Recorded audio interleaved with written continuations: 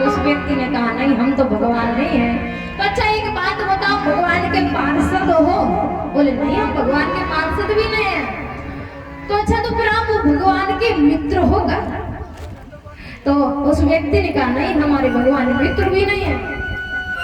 तो कब एक बात बताओ, आपको कैसे पता चले कि मुझे जूतों की आवश्यकता है?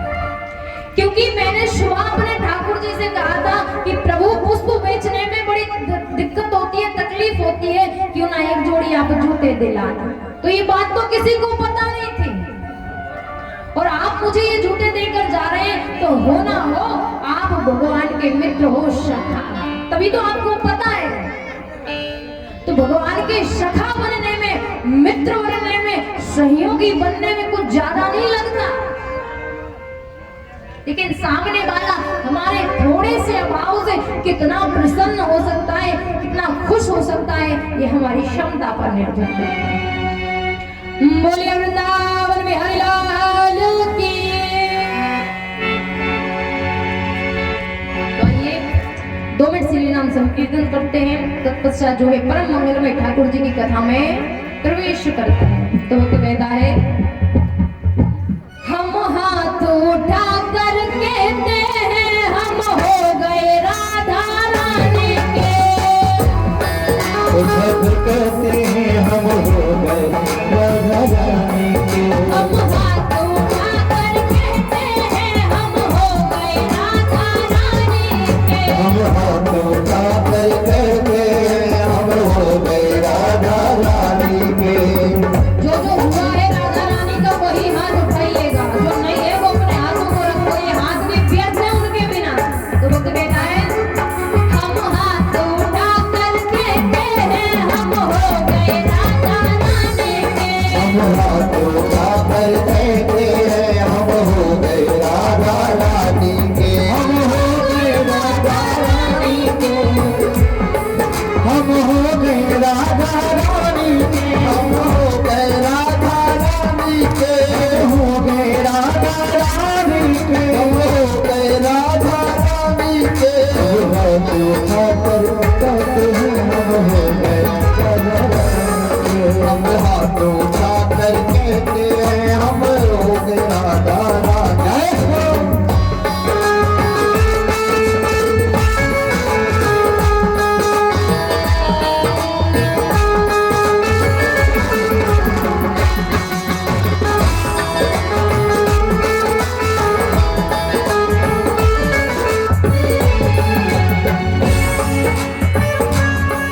हम हो गए राधा रानी के।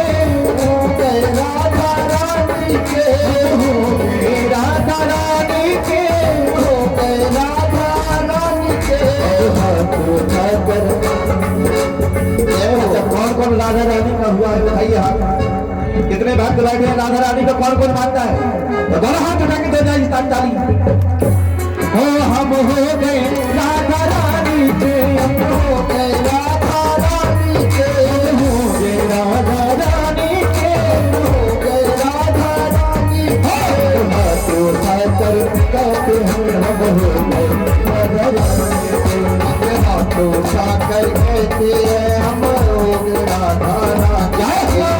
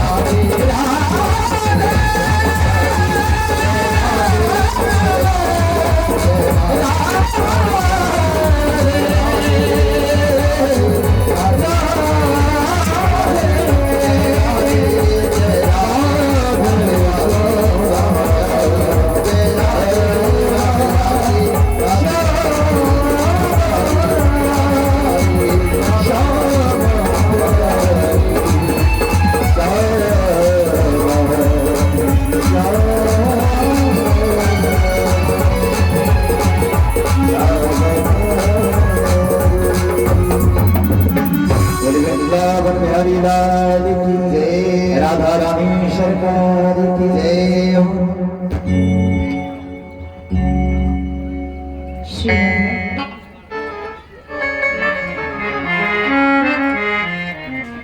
हमारे ठाकुर जी कहते हैं कि यदि कोई व्यक्ति 100 बार हमारा नाम लेता है ना और एक बार राधा कह दे तो जो पुण्य उसे हमारे 100 बार नाम लेने से मिलेगा उसे एक बार राधा कहने से मिल जाएगा। तो बड़ा विचित्र वर्णन है राधा रानी का। तो कथा में प्रवेश करते हुए कल की कथा स्मरण है कि भूल गए पारिषद जी? कल की कथा याद है कि भूल गए? याद है। तो कल कथा में जो है परीक्षित महाराज को श्राप लगा। भगवान ने वराह अवतार धारण किया, हिरण्याक्ष का वध किया। तो आज व्यास नंदन श्री सुखदेव जी महाराज गंगा तट पर विराजित होकर अभिमन्यु पुत्र परीक्षित जी को कथा श्रवण करा रहे। तो कहता है पावन पवित्र भागीरथी गंगा के तटों पर व्यास नंदन श्री सुखदेव जी महाराज घुरतावतंस कुरवंस कुरुकुल भूषण पांड्यो नंदन अभिमन्यु पुत्र श्री पारिषद जी महाराज का सप्ताह की कथा श्रवण करा।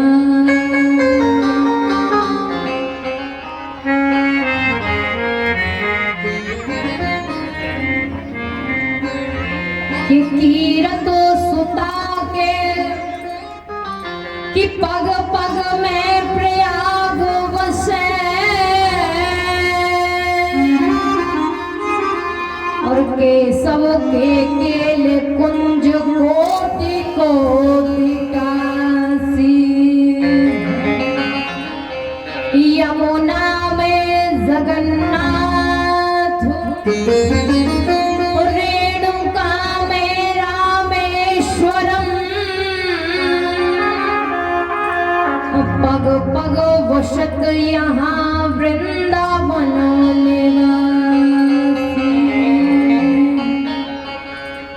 कि गोपिन के द्वार द्वार पर हरिद्वार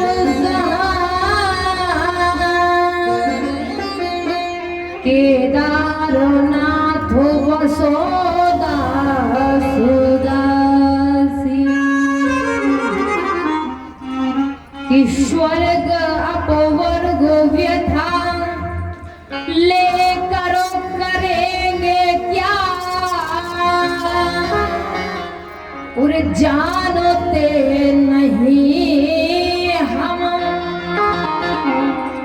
वृंदावन निवासी कि जानते नहीं हमें श्री राधा चरण दासी। बोलिए वृंदावन हरिलाल की भक्तवत्सल भगवान की जय।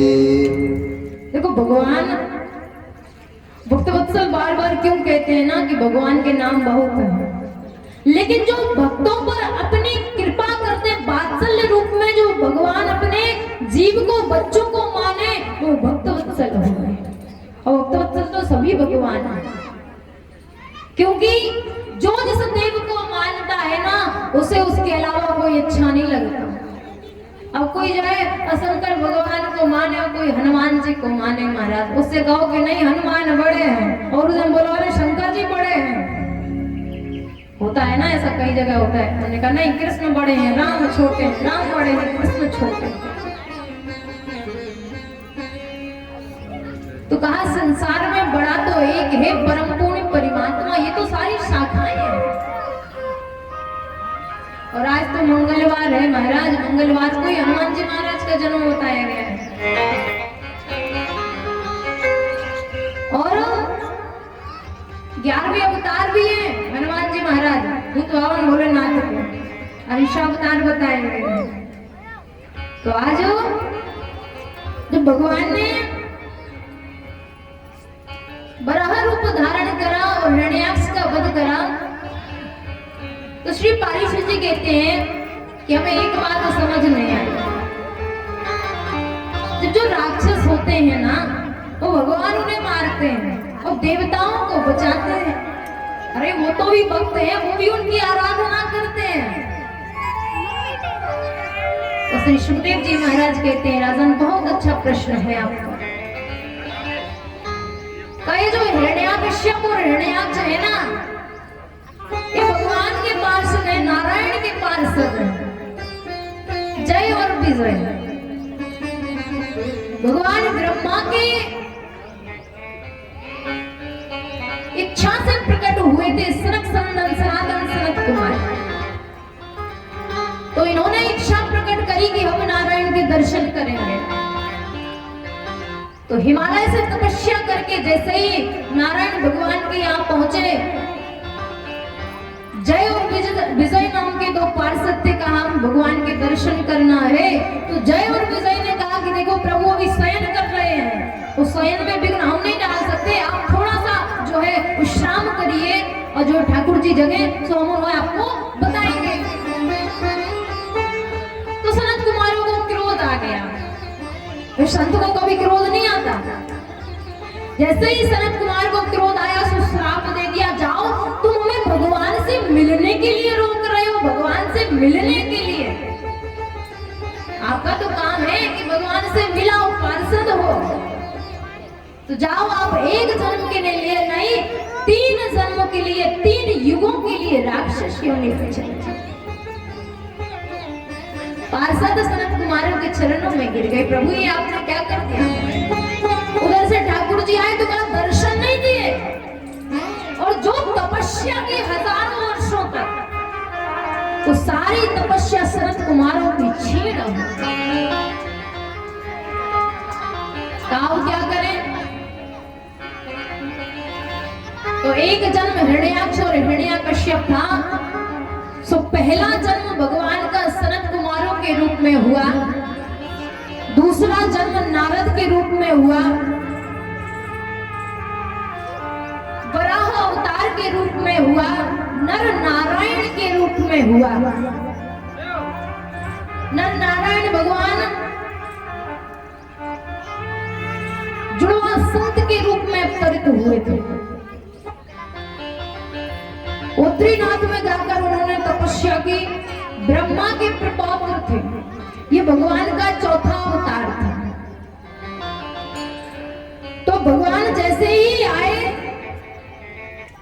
पृथ्वी को स्थापित किया, पृथ्वी की स्थापना की वराह भगवान के रूप में। अब 5वां अवतार है कपिल भगवान के रूप में। एक संत थे करदम। करदम का सीधा अर्थ होता है जिसने अपनी इंद्रियों का दमन कर लिया हो, वही करदम है। ब्रह्मा के पुत्र हैं ऋषि करदम। तो ब्रह्मा जी ने कहा कि देखो हमारे सारे पुत्र जो है वैराग्य धारण कर चुके हैं, आप विवाह करें। कहा नहीं, हम तो विवाह नहीं करेंगे, हम भी वैराग्य को धारण करेंगे। हजारों वर्षों तक तपस्या। एक दिन क्या हुआ कि जो करदम ऋषि हिरण के परिवार को देख रहे थे। इंसान जब गलत करता है तो या तो सुनने से गलत करता है या देखने से गलत करता है। जो भी उसके भाव जागृत होते हैं ना, या तो देखने से होते हैं या सुनने से होते हैं। आप अधिक समय तक चलचित्र देखोगे, आपका मन वहीं लगा रहेगा। अधिक समय तक ठाकुर जी की कथाएं श्रवण करोगे तो लगेगा कि हाँ ये ठाकुर जी ऐसे अच्छी उनकी कथाएं होती हैं। अब बच्चों को कार्टून क्यों पसंद है, क्योंकि वो देखते हैं तो वही पसंद आएगा ना। इंसान जो देखता है, जो सुनता है, वैसा ही बनने की कोशिश करता है। तो कर्दम ऋषि ने देखा कि अरे देखो तो हिरण का परिवार कितना अच्छा है, इतने सुंदर सुंदर बच्चे हैं, पूरा परिवार है, खेल रहे, कूद रहे, खा रहे, पी रहे, बहुत अच्छा परिवार है। मन में विचार आया कि हमारा भी परिवार होना चाहिए। तो कथा वही आती है कि मन के मारे बन गए सो बन गए बस्ती ताज। अगर मन परिवार में है ना, तो वैराग्य धारण करने से कोई अर्थ नहीं होता। तपस्या में बैठ गए, बोले हे भगवान हमारा विवाह हो जाए, हम तपस्या करते हैं। हजारों वर्षों तक, 10,000 वर्षों तक जो है कर्दम ऋषि ने तपस्या की।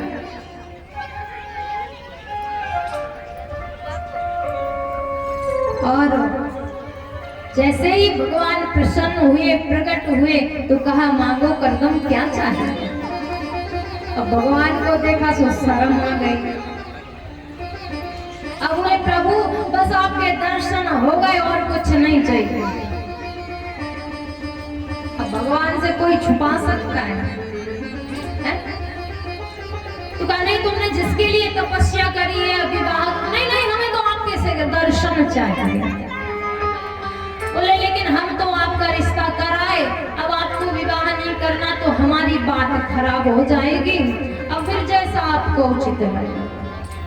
अब बोले नहीं नहीं भगवान, अब जब आप के आए तो फिर काय के लिए विवाह कर लेंगे, आप कह रहे तो कर लेंगे। कहा ठीक है। तो उस समय संसार के पहले मानव है स्वयंभू मनु और देवी शतरूपा।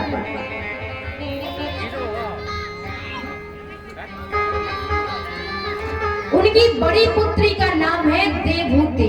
तो संसार के जो पहले मानव है कि स्वयंभू मनु और शतरूपा।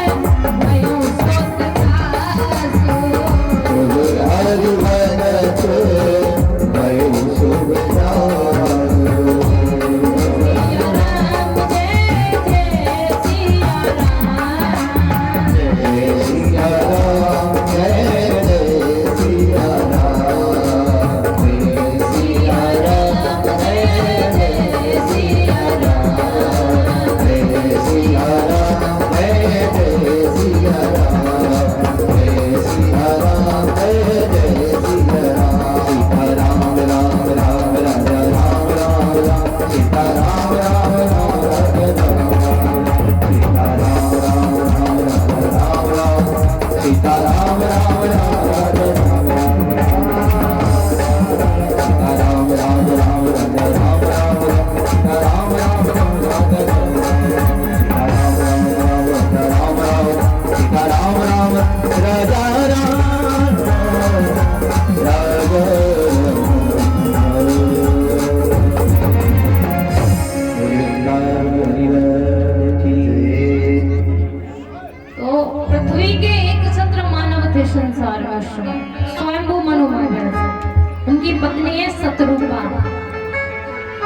तीन पुत्री हैं देवहूति, आकृति, प्रसूति, और दो पुत्र हैं उत्तानपाद और प्रियव्रत।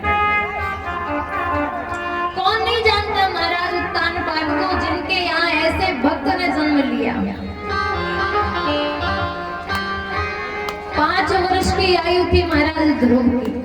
आगे कथा आएगी तो भगवान कहते हैं कि मनु महाराज की बड़ी पुत्री के साथ हम आपका रिश्ता करके आए हैं, तो कहा अब आप करना है तो विवाह कर लेंगे, वरना हमारी कोई इच्छा नहीं है। और विवाह करने के लिए तपस्या की, तो भगवान से कोई छुपा नहीं सकता, कुछ कितना ही कुछ करेगा। तो कर्दम ऋषि का विवाह हुआ देवहूति के साथ। अब जैसे विवाह करके आए तो घने जंगल में एक कुटिया बनी महाराज, मानो उसमें 100-150 जो है, अब घर ही मान लो, चूहों के बिल, सर्प के बिल, बिच्छू, ततैया, तमाम प्रकार की चिड़ियों के घोंसले अब जो है देवहूति जी देख रहे हैं। अब कहा प्रभु आप कहाँ रहते हैं? तो कहा सामने जो 1.5 इंच फुट ऊपर जो एक आसन बना है ना, वही हमारा घर है, हम वहीं रहते हैं। देखिए भजन का प्रभाव, हिंसक जीव भी अपनी हिंसात्मक भावना को छोड़कर एक साथ रह रहे हैं। सांप चूहा एक साथ रह सकता है क्या? बताओ रहेगा क्या? तो वहां एक साथ रह रहे, ऊपर चिड़िया, यहाँ सर्प, बिच्छू, ततैया, अनेक जीव रह रहे, 10, 50, 150 बिल बने हैं। तो कहा हम जो है थोड़ा समाधिस्थ होना चाहते हैं, ठाकुर जी को याद करना चाहते हैं, और आपको इस कुटिया को जिस प्रकार संभालना है सो संभालना। अब कर्दम ऋषि जी समाधि में बैठे महाराज, सोए से बैठ गए कि हजारों वर्ष व्यतीत हो।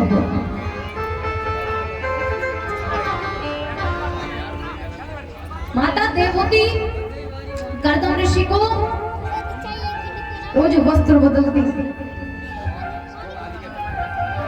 रोज सूखा कपड़ा फेरती उनके ऊपर, उनका श्रृंगार करती, उनकी पूजा आराधना करते। ऐसे करते करते हजारों वर्ष व्यतीत हो गए। एक दिन कर्दम ऋषि की जो है समाधि खुली। जैसे ही समाधि खुली तो बगल में जो उनकी पत्नी थी महाराज, जब हजारों वर्ष बीत जाएंगे, 16 वर्ष की पत्नी तो कितने वर्ष की हों, तो कहा देवी ये हमारी कुटिया है और आप कौन हो? तो कहा ये तो हम ही भूल गए। और कहा वो हजारों वर्ष पहले और आपका विवाह हुआ था, हम वही देवहूति हैं। तो कहा देवी जब हम समाधि लगा रहे तो आप अपने पिता के घर भी जा सकती थी। आप राजा की पुत्री हो, एक छत्र 71 चतुर्युगी राज्य किया था महाराज स्वयंभू मनु ने, आप अपने पिता के घर भी जा सकती थी। लेकिन जो पतिव्रता स्त्री होती है ना, वो कभी अपने पति को किसी भी स्थिति में छोड़ना नहीं चाहती। अब तो महाराज शादी को 2 साल नहीं हुए, डिवोर्स पेपर पहले ही घर आ जाता। और बात क्या है? बोले हमारा ख्याल नहीं रखते। बात क्या है? अरे हम दोनों की बन नहीं रही। अब जो लगन पत्रिका वो मिलवाते हैं ना,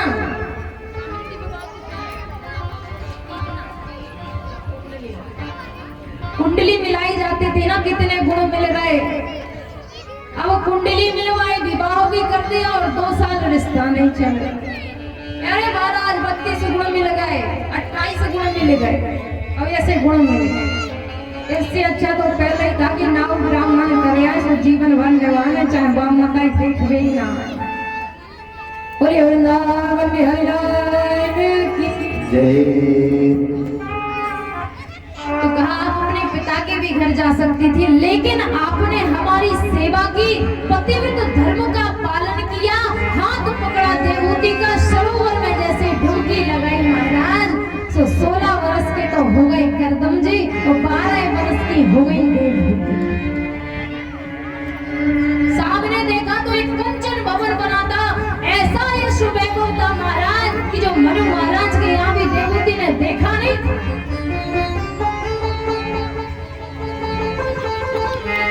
जैसे ही प्रवेश किया, पता विवाह की शर्त क्या थी कि विवाह तो कर लेंगे लेकिन भगवान को स्वयं बालक वन कराना पड़ेगा। अब कर्तव्य जी तो बड़े प्रसन्न के अब पुत्र हो जाए, भगवान आ जाए, ब्रह्मगान करने चले जाए। लेकिन भगवान तो जैसा चाहते हैं होता तो वही है, व्यक्ति कितना ही सोच ले। इस बार बेमौसम तो बारिश हुई है और बेमौसम और जो है हवा आ गई, और जो समय बदलता है तो सब बेमौसम ही होता है। तुम बोलिए वृंदावन बिहारी लाल की तो कर्दम और देवहूति के यहाँ भगवान अभी प्रकट नहीं हुए। एक कन्या हुई, विचार किया चलो अब दूसरा होगा, भगवान आएंगे तो हम चले जाएंगे। दूसरी कन्या हो गई, तीसरी कन्या हो गई, 9 कन्याएं हो।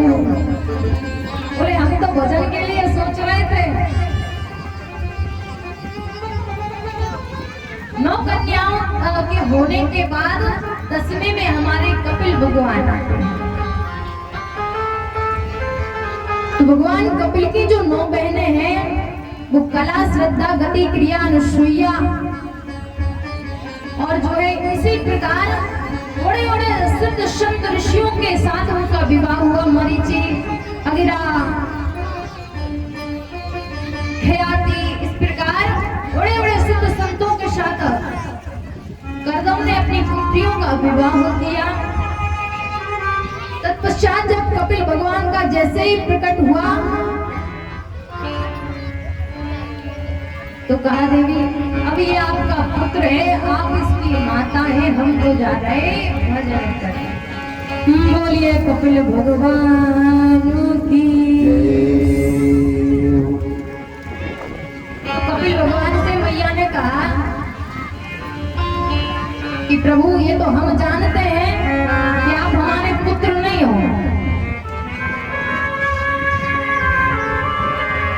आप भगवान हो। तो मैया ने स्नान कराया, वस्त्र पहनाए, सुंदर आसन लगाया, कपिल भगवान को बिठाया। भगवान कहते हैं मैया आज ये उल्टी गंगा कैसे बह गई। हमेशा नियम है कि पुत्र मैया की सेवा करते हैं। तो कहा लाला ये आपकी भ्रांति है कि आप किसी को लाला बनाओ, मैया बनाओ, पुत्र बनाओ, पति बनाओ,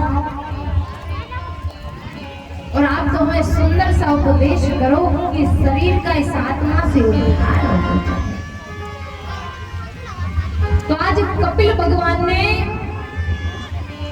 मां देवहूति को बड़ी सुंदर सी कथा सुनाई।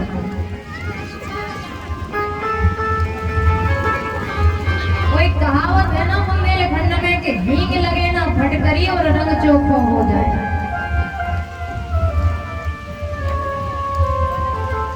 तो भगवान कपिल अपनी मैया को सुंदर सा उपदेश देते हुए कहते हैं कि मैया हम आपको मानसिक पूजा के बारे में वर्णन करेंगे। और मानसिक पूजा की बड़ी सुंदर व्यवस्था है भैया। एक सेठ जी थे और सेठ की अधिकतर कथा होती है तो कंजूस जरूर होते। का सेठ ही कंजूस काहे होते महाराज? क्योंकि जिसके पास अधिक पैसा होता है कंजूसी भी उसी के पास, और जिसके पास मन है सो धन नहीं है, वो जिसके पास धन है महाराज सो मन नहीं है कि तो उन्होंने सब लोगों ने कहा कि अरे सेठ जी आपके पास इतना धन है, वृद्ध हो गए, आप किसी को 2 पैसे नहीं देते और कुछ तो धर्म करो। तो कहा ठीक है, अब आप बहुत लोगों ने कह लिया तो अपना संदूक खोला और पहले के जमाने में सो चांदी का 1 रुपया निकाला, एक सिक्का निकाला, हाथ में लिया, बगल में जो है हनुमान जी महाराज का मंदिर था सो चले गए। क्या है बड़े बड़े जो मंदिर होते हैं ना तो वहाँ लाइन से जाया जाता है, और अपने यहाँ के मंदिर है सो एक घुटी इनमें मारी, एक घुटी उनमें मारी, आगे पहुंच गए। बताओ है क्या नहीं? वही में मैयाओं की तो बड़ी गति है महाराज। हमें में ढक्का दे यहाँ के नहीं जा पा रहे, मैं कहाँ चल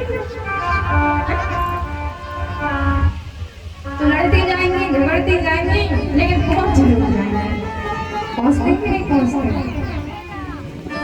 तो जैसे ही लाइन में लगे थे सो 20-50 मिनट बाद नंबर आया और सिक्का को ऐसे दबाए थे।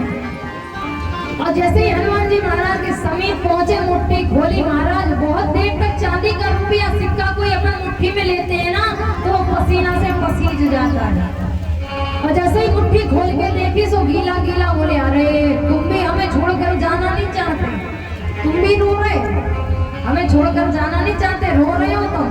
और चलो अब नहीं दान करते हैं, तुम रो मत, लौट आए मंदिर से। ऐसे रास्ते में एक संत भगवान मिले। बोले महाराज हम चाहते हैं कि भगवान की पूजा करें, लेकिन देखो स्वभाव है, किसी का गुस्से वाला स्वभाव हो जाए तो परिवर्तन इतना जल्दी नहीं हो सकता। और कोई ज्यादा हंसमुख हो तो उसमें भी परिवर्तन जल्दी नहीं होता, क्योंकि किसी भी चीज को बिगड़ने में तो जल्दबाजी हो जाए, लेकिन संवारने में वर्षों व्यतीत हो जाए। कहा कि कोई ऐसी पूजा बताओ कि हमारा कुछ लगे न माना। संत भी बड़े चतुर थे, संत बड़े चतुर थे। बोले अच्छा ऐसा है, आप मानसिक पूजा करो। कहा ये कैसे होगी? कहा ये होगी कि आप जैसे घर में हैं, हाथ जोड़ो,